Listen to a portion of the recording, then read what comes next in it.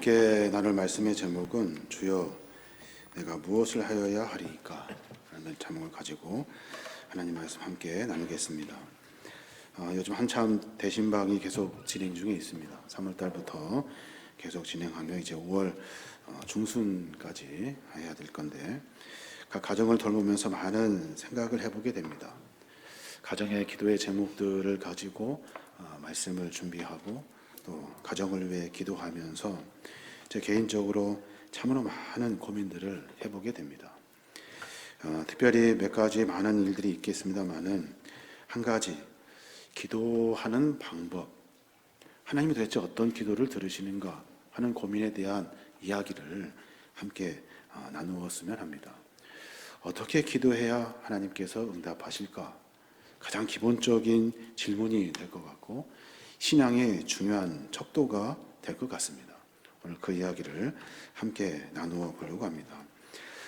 사도 바울이 복음을 전하는 중에 로마에 잡히게 됩니다. 그때 로마 백부장의 손에 잡혀가지고 성전에 있는 많은 사람들의 이렇게 많은 사람들로 하여금 돌에 맞는 그런 어려움을 당하게 됩니다. 그러니까 성전에 잡혀가지고 많은 사람들이 이제 사도 바울을 죽이려고 하는 그 극적인 찰나에 그때 로마의 천부장이 나타납니다. 천부장이 나타나서 그를 데리고 그의 영내인 안토니아 영내로 들어가 버려요.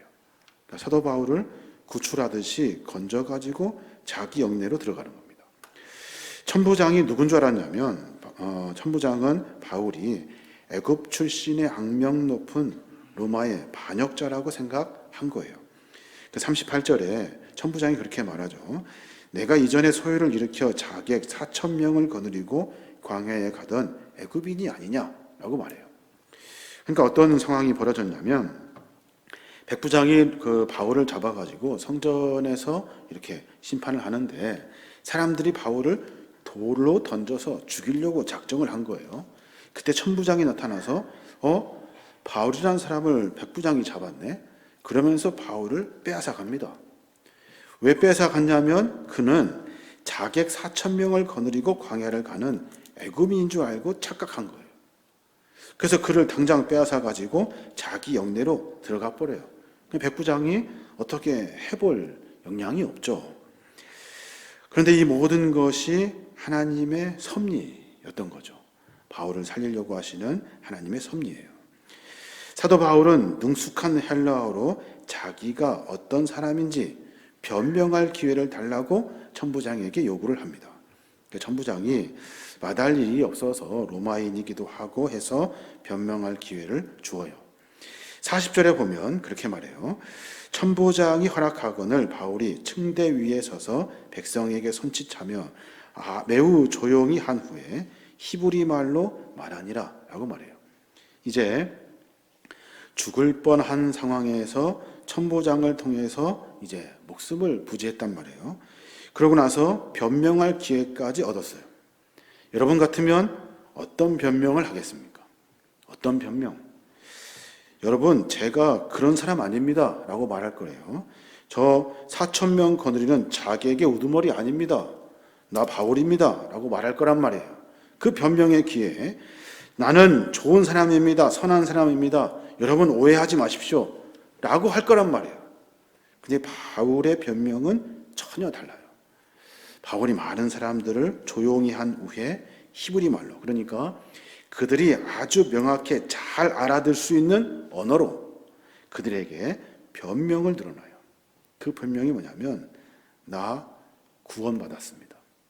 나 구원받았습니다. 주님이 나를 구원해 주셨습니다 하는 이야기예요. 그러니까 지금 현재 바울이 지은 죄로 잡혀와서 죽을 뻔한 이 상황하고 구원받은 이야기하고는 전혀 관련이 없어요. 그런데 바울은 그 기회를 놓치지 않아요. 많은 사람들에게 바울이 구원받은 이야기들을 매우 구체적이고 사실적인 논조로 설득력 있게 설명을 합니다. 구원받기 전에는 저 여러분과 똑같았습니다 하면서 말해요. 구원받은 때에는 예수님이 나에게 찾아와 주셨습니다. 그리고 나 같은 것을 만나 주셨습니다. 구원받은 후에는 지금 내가 여러분에게 그리스도를 자랑하는 삶을 내가 지금 살고 있습니다. 사람들이 듣고 이해할 수가 없는 거예요. 바울이 변명해야 되는데 변명이 아니라 간증을 하고 있는 거예요. 그런데 신기하게도 바울의 그 간증의 이야기를 듣고 수많은 사람들이 마음의 결단을 합니다. 나도 바울처럼 구원받고 싶다. 나도 바울처럼 예수 믿고 싶다. 나도 바울처럼 예수를 자랑하는 삶으로 살고 싶다라고 이야기를 하는 거예요. 사도 바울이 예수님을 만납니다. 만나서 그 능력자이신 주님을 만나요. 그러고 나서 그가 완전히 180도 달라지거든요. 여러분 생각해 보십시오. 변명할 수 있는 기회에 간증을 했단 말이에요. 그리고 또 능력을 가지신 주님을 만났어요. 모든 내 삶의 문제를 해결받을 수 있는 기회를 만났어요. 근데 거기에서 신기하게도 사도 바울이 예수님을 만나고 했던 첫 번째 기도가 뭐냐면, 주님, 나 이런 문제 산적해 있습니다. 이것 좀 해결해 주십시오. 한 것이 아니에요. 또다시 바울은 우리로 하여금 특이하게, 아주 특별하게 엉뚱한 이야기를 해요. 뭐라고 하냐면, 주여, 내가 무엇을 하여야 하리이까? 여러분, 능력자이신 주님을 만났을 때 내 문제를 주 앞에 이야기하고 해결받을 수 있는 충분한 기회가 생겼는데, 그때 바울이 한 기도는 뭐냐면, 내가 주님 이제 무엇하며 살아야 합니까? 라는 고백이에요.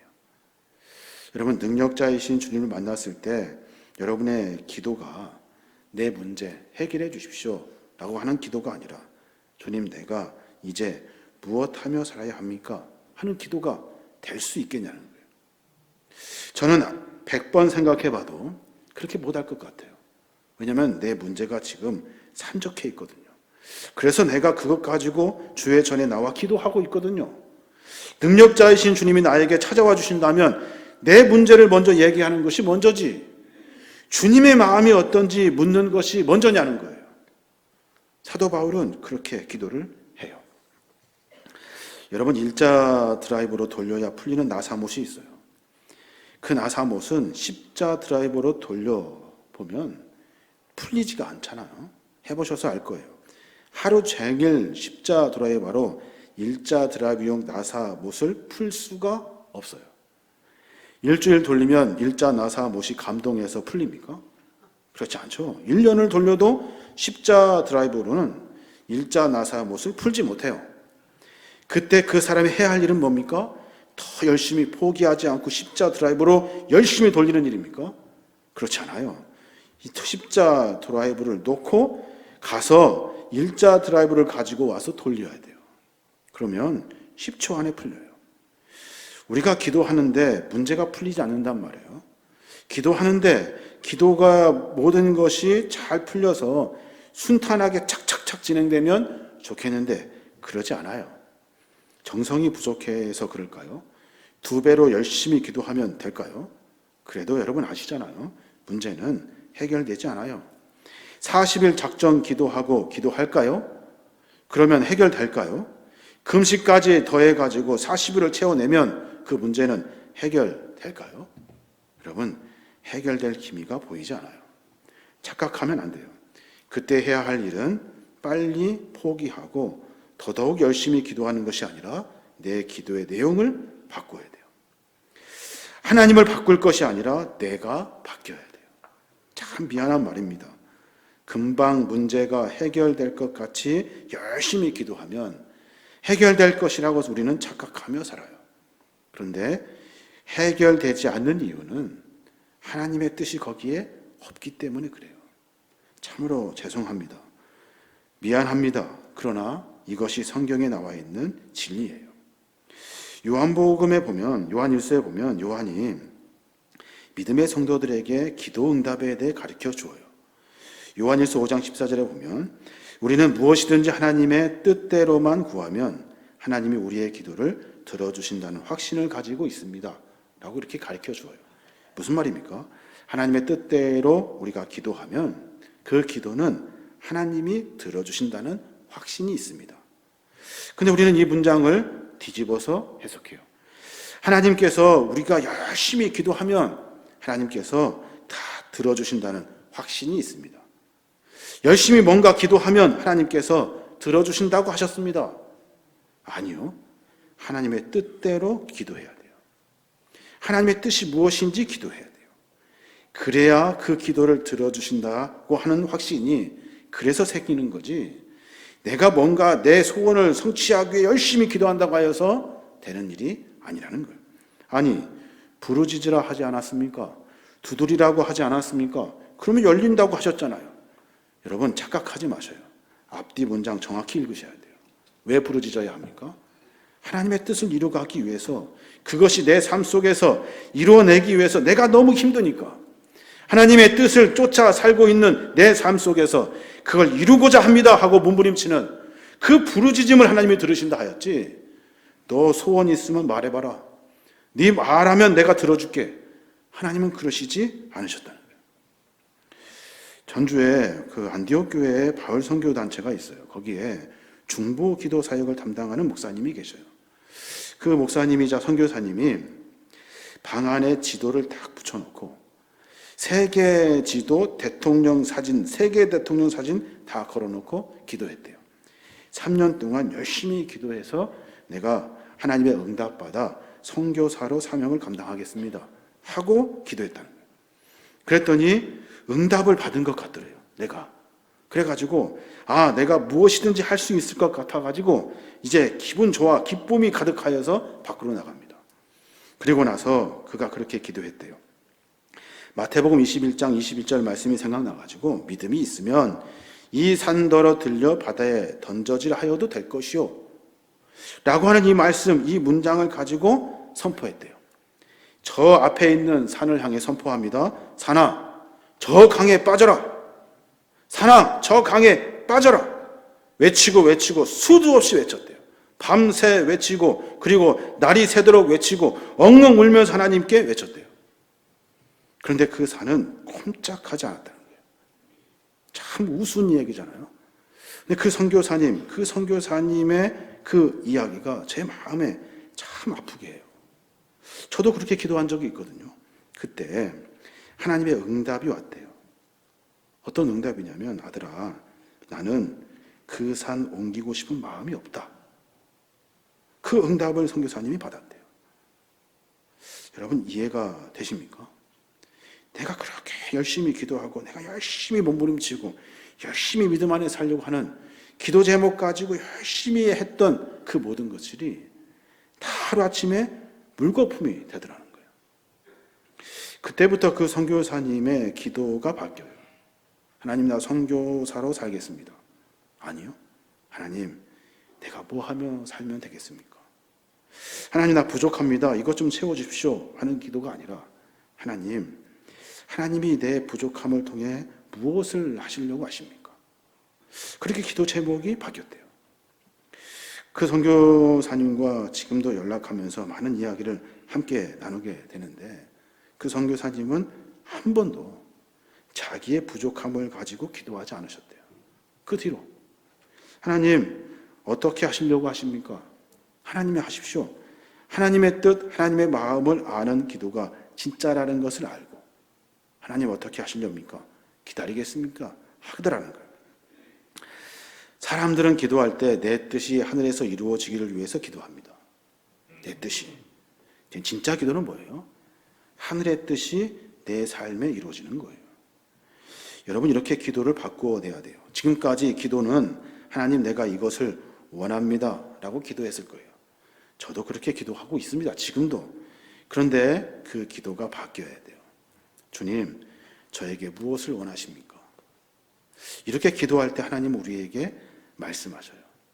우리에게 깨닫게 하신다고요. 오늘 사도 바울이 주님을 만납니다. 능력자이신 주님을 만나요. 세상 권세 한 번에 줄 수 있는 능력자이신 주님을 만나요. 그랬더니 사도 바울이 하는 그 기도가, 그 기도의 첫 마디가 주님, 무엇하면 됩니까? 이거거든요. 말씀하십시오. 무엇하면 됩니까? 사도 바울은 예수님을 믿자마자 하나님께 드린 기도, 주님 무엇을 합니까? 무엇을 해야 합니까? 라고 물었단 말이에요. 우리의 입술이 어떤 기도가 나와야 합니까? 여러분, 깊이 생각해 보셔요. 내가 뭔가 계획하는 것, 이루고 싶은 것이 있을 거란 말이에요. 그것을 이루기 위해서 하나님 도와주십시오. 하나님, 내 건강도 그렇고 사업도 그렇고 모든 일정이 다 그래요. 하나님, 내 상황이 그렇습니다. 하나님, 조금만 도와주십시오. 그러면 될 것 같아요 하는 기도가 우리의 기도라고요. 하나님은 그것을 원하지 않으셔요. 여러분, 죄송하지만 하나님은 그거 원하지 않아요. 바꿔서 기도하셔야 돼요. 하나님이 무엇을 원하십니까? 제가 너무 힘들거든요. 그런데 하나님, 내가 힘듦을 통해서 도대체 주님이 원하시는 것이 무엇입니까? 라고 뒤집어서 기도할 수 있어야 하는 거예요. 그렇게 기도하셨던 분 예수님도 마찬가지 돌아가시기 전날 밤에 그렇게 기도하시잖아요.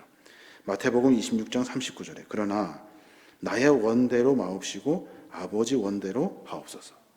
여러분, 예수님이 겟세마네 동산에 기도하실 때 땀방울이 핏방울이 되도록 기도하셨대요. 밤새도록 기도하셨대요. 기도하다가 짜증나서 제자들에게 너희들은 왜 자니? 같이 좀 기도하자. 원망하고 불평도 하셨어요. 그런데 마지막 결론적으로 기도의 최종적인 목적은 내 뜻을 이루어오는 것이 아니더라는 거예요. 내 원대로 하지 마십시오. 나 열심히 기도했지만 하나님, 내 원대로 하지 마십시오. 아버지가 하고 싶은 대로 하십시오. 이게 기도라는 거예요. 지금까지 부모들은 자식을 위해 기도할 때 이런 자녀 되게 해달라고 열심히 기도합니다. 하나님이 어떤 자녀로 만드시기 원하시는지는 묻지를 않아요. 저도 그랬어요. 우리 아이들이 이런 학교 저런 학교 이렇게 공부해서 이렇게 컸으면 좋겠습니다. 로드맵을 쫙 정해놓고 하나님 이렇게 되게 해주십시오. 늘 기도했다고요. 근데 바꾸어서 하나님, 이 아이들을 통해서 어떤 일을 하려고 계획하고 계십니까? 하는 이 기도가 필요한데 없어요. 사라져버렸어요. 40일 금식을 했는지 안 했는지, 40일간 기도했는지 안 했는지가 중요한 것이 아니에요. 40일 동안 무슨 기도했느냐가 중요해요. 내가 이렇게 간절하게 주님께 기도하는 것이 중요하지 않아요. 내가 얼마큼 간절했는지가 중요하지 않아요. 얼마큼 몸부림쳤는지가 중요하지 않아요. 중요한 것은 하나님이 무엇을 원하시는지가 더 중요해요. 40일 동안 나의 뜻을 아뢰는 시간에 그 40일 다 썼는지가 중요하지 않아요. 그 시간이 아니지만 짧은 시간에 하나님의 뜻을 아는데 내가 얼마큼 시간을 보냈는지가 더 중요해요. 하나님 마음은 어디에 있는지가 내가 그 마음을 찾으려고 몸부림치고 있는 그 시간, 짧지만 그 시간이 훨씬 더 중요해요. 하나님이 원하시는 것이 무엇인지 알아내려고 반드시 내가 알아내리라 하면서 기도하는 시간이 중요하지, 내가 이 문제를 내가 하나님께 기도해서 관철시켜 응답받겠다, 해결하겠다 하는 것이 중요하지 않다고. 여러분, 잘못 가면 안 돼요. 착각해서도 안 돼요. 우리가 해야 할 기도의 최종 목표는 내 뜻을 이루는 것이 아니라고요. 하나님의 마음이 어디에 있는지를 찾아가는 거예요. 바울은 예수님을 만나고 난 뒤에 가장 먼저 한 기도가 그거였어요. 주님, 제가 무엇을 하여야 합니까? 우리 모두가 다 해야 할 기도가 거기에요. 궁극적으로 해야 할 기도가 그거라고요. 주님, 내가 무엇 해야 합니까? 주님, 나를 통해 도대체 무엇을 원하십니까? 주님의 마음은 어디에 있습니까? 라고 묻는 기도가 먼저여야 하는 거예요. 그렇지 않으면 기도 응답은 되지 않아요. 삶의 형편은 똑같아요. 하나님의 뜻이 무엇인지, 마음이 어디에 있는지 분별할 수 없으니 우리는 늘 부족할 거예요. 늘 부족하게 계속해서 그렇게 삶에 터덕거리며 살 거라고요. 우리가 서울 갈 때 고속도로 타고 어디로 가야 되는지, 어디서 쉬어야 될지 다 적여놓고 하나님 무사히 서울까지 잘 갔다 오게 해 주십시오, 이렇게 기도하잖아요. 달라져야 돼요. 하나님, 서울 가는 것이 맞습니까? 맞다면 잘 주님의 뜻을 이루어가 돌아갈 수 있도록 하나님 좀 도와주십시오. 내가 저기 가는 것이 맞습니까? 하나님 맞으면 출발할 수 있도록 해 주십시오. 그리고 가는 과정들 하나님 붙들어 주십시오. 틀리면 안 가겠습니다. 아니면 뒤돌아서겠습니다. 주님의 마음이 어디에 있습니까? 라고 묻는 그 시작이 중요한 거예요. 갈 대학 다 정해놓고 어디 가야 될지 다 지원해놓고 붙게 해달라고 기도하는 것이 그것이 맞습니까? 하나님 보시기에 참 한심한 거예요. 집에 가면 아버지를 만나요. 아버지, 뭐 드시고 싶어요? 아버지가 뭘 드시고 싶은 거 말씀하셔요. 제가 사드릴게요. 이게 정상이지. 아버지 이거 먹으러 갑시다 하는 것이 정상이 아니라고요. 아버지가 볼 때 참 그렇게 말하면 섭섭하고 서운하고 기분 나쁠 거예요. 하나님도 마찬가지예요. 뭐가 다 정해놓고 기도하는 것은 맞지 않아요. 성적이 되면 무조건 가는 것 그렇지 않아요. 합격해달라고 기도하는 것 틀리다고요. 미국의 보스턴이라는 도시가 있어요. 80개의 유명한 대학이 모여있는 교육 도시예요. 하버드도 거기에 있고 보스턴대도 거기에 있고 MIT도 거기에 있어요. 인류 대학 다 절비합니다. 학생들 열심히 공부해요. 그런데 학생들 대부분이 내가 왜 여기에 왔는지 잘 모른대요. 저는 그 글을 보면서 이해가 되지 않아요. 그 학생들이 약이 없으면 잠을 잘 수가 없대요. 자살 충동을 느끼는 경우가 너무나 많대요. 왜 그럴까요? 점수에 따라서 가야 하니까. 우리나라 카이스트 대학의 자살률이 높대요. 다른 대학보다. 그래서 대책을 마련해야 한다고 하는 뉴스도 본 적이 있어요. 부모는 모를 거예요. 자식이 그렇게 매일 자살을 생각하면서 삶을 살아가는지. 하나님께 물었다면 모든 직업은 소명이 있어야 감당할 수 있는 거예요. 소명이 뭐예요? 하나님의 부르심이 있어야 돼요. 하나님이 맡겨주셔야 그 일을 감당할 수 있는 거예요. 무작정 내 꿈과 내 욕심, 내 바람을 하나님께 강요하는 기도 다 바꿔야 돼요. 하나님, 무엇을 하기를 원하십니까? 교회도 마찬가지예요. 목사는 1년 계획 다 세워놓고 하나님, 이 계획 차질 없이 이루어지게 해주십시오. 기도하는 것이 목회일까요? 그러면 그렇지 않습니다. 백지 들고 가서 하나님 앞에 기도하는 것이 먼저예요. 하나님 불러주십시오. 받아 적겠습니다. 하나님 내 심장이 뛰게 해주십시오. 나에게 열정이 생기게 해주십시오. 그 이야기가 무엇인지 알게 해주십시오. 말씀하십시오. 받아 적겠습니다. 이게 목회지. 생각하는 거 고민하는 거 탁 짜놓고서 계획대로 진행할 거니까 착착착 오늘은 100명 오고 내일은 200명 오고 300명 오고 그런 것이 목회일까요? 그렇지 않아요. 여러분의 신앙 인생도 마찬가지입니다. 여러분이 계획해놓고 기도하는 것이 아니에요. 하나님께 물을 수 있어야 하는 거예요. 하나님이 정말 원하시는지, 작년에 원하셨지만 올해도 여전히 원하시는 사역인지 고민해 봐야 돼요. 그래야 하나님이 이끌어 가시는 삶을 살 수 있어요. 코로나19 보내면서 가장 많이 했던 기도가 뭡니까? 이 코로나 돌파하게 해주십시오. 이기게 해주십시오. 이 코로나 물리쳐 주십시오. 우리는 그렇게 기도했다고. 근데 그것보다 더 중요한 기도가 뭐예요? 하나님, 이 기간을 통해서 도대체 무엇을 원하십니까? 하는 기도가 훨씬 더 중요했다고요. 근데 그 기도를 다 놓쳐버렸어요. 그때 그렇게 기도했더라면 하나님의 마음, 하나님의 뜻을 깨달을 수 있었나도 모르겠어요. 근데 그 시간 다 버렸다고요. 당장 앞에 있는 문제 해결해 주라고. 나 당장 힘드니까 이것 좀 해결해 주라고. 내 앞에 있는 그 문제 때문에 전전긍긍하며 주 앞에 부르짖는 그 기도가 하나님 마음은 전혀 생각도 않고 엉뚱한 기도만 했던 거예요. 잠언서 16장 9절에 보면 사람이 마음으로 자기의 길을 계획할지라도 그의 걸음을 인도하시는 이는 여호와시니라 그랬어요. 우리는 이 본문을 어떻게 읽습니까? 내가 계획해놓고 하나님이 인도하실 거야. 이렇게 읽고 묵상해요. 여러분 그렇지 않습니다. 내가 계획할지라도 그 걸음을 인도하시는 분은 하나님이시라 그랬어요. 100번 계획해 보십시오. 하나님이 막아요. 하지마. 절로 가. 절대 손대지 마. 건들지 마. 너 생각도 하지 마. 할 수 있다고요. 그때 그 하나님을 우리가 견딜 수 있을 것 같습니까? 그러니까 거꾸로 기도해야 돼요. 하나님이 우리의 걸음을 인도해 주십시오. 그리고 우리에게 하나님의 계획을 알려주십시오. 우리가 그 계획을 알아듣고 쫓아갈 수 있도록 해 주십시오. 하는 기도가 우리의 기도가 되어야 하는 거예요. 우리는 늘 기도할 때 성령님 우리를 이끌어 주십시오 라고 기도해요. 성령님이 이끌어 주시면 여러분 견딜 수 있을 것 같습니까? 내 생각, 내 방법, 내가 생각하는 일들을 다 막으시는 성령님을 견딜 수 있겠냐는 거예요. 저는 못 견딜 것 같아요. 감히 성령님이 우리를 이끌어 주십시오 라고 기도한다고요. 여러분 착각하지 마십시오.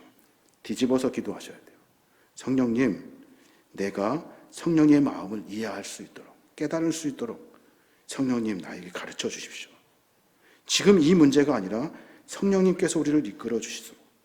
내가 그것을 이해하고 갈 수 있도록 하나님 도와주십시오 하는 기도가 우리의 기도가 되어야 하는 거예요. 이왕 준비한 사업이니까 진행합니까? 그러니까 하나님 도와주십시오라고 기도합니까? 그리고 나서 밀어붙입니까? 하나님이 원하시는 것이 아니에요. 하나님 어떻게 하면 좋을까요? 하나님의 뜻은 무엇입니까? 라고 다시 되짚어 기도해야 하는 겁니다. 하나님이 우리에게 가르쳐 주신 기도가 있습니다. 뜻이 하늘에서 이룬 것 같이 땅에서도 이루어지이다 라고 하는 기도 제목이에요. 그 주기도문을 우리가 계속 읽으면서 나의 뜻이 하늘에 이루어지기를 늘 기도하며 살았다고요. 근데 여러분, 거꾸로 하나님의 뜻이 우리 안에 이루어질 수 있도록 기도하셔야 돼요. 저는 여러분의 삶 속에서 하늘에서만 이루어질 것 같은 하늘의 뜻이 아니라 우리의 삶 속에서 하나님의 뜻이 이루어지기를 원해요. 그러니까 기도할 때마다 주님, 무엇을 원하십니까? 하는 기도를 먼저 하셔야 돼요. 그래야 하나님의 뜻, 하나님의 마음을 이해할 수 있어요.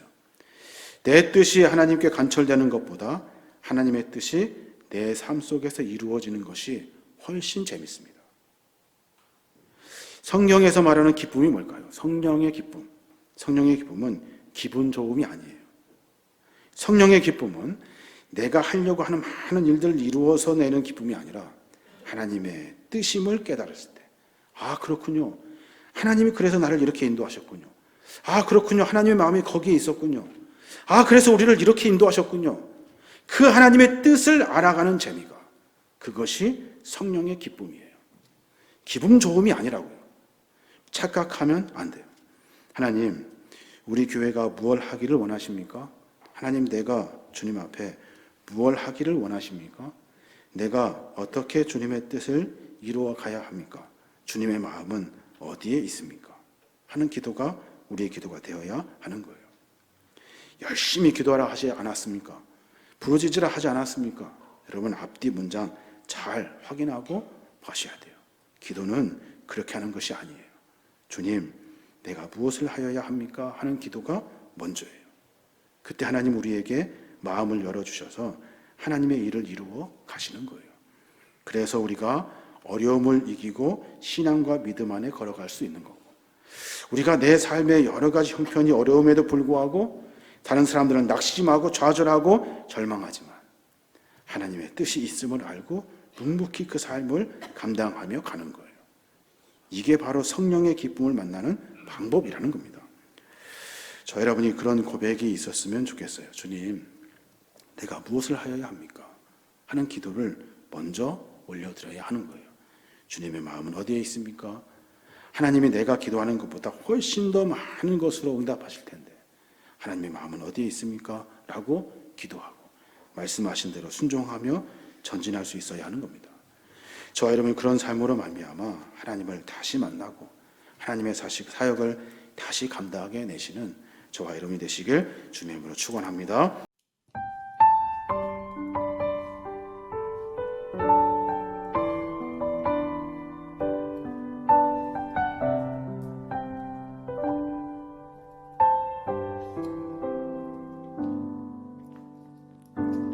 나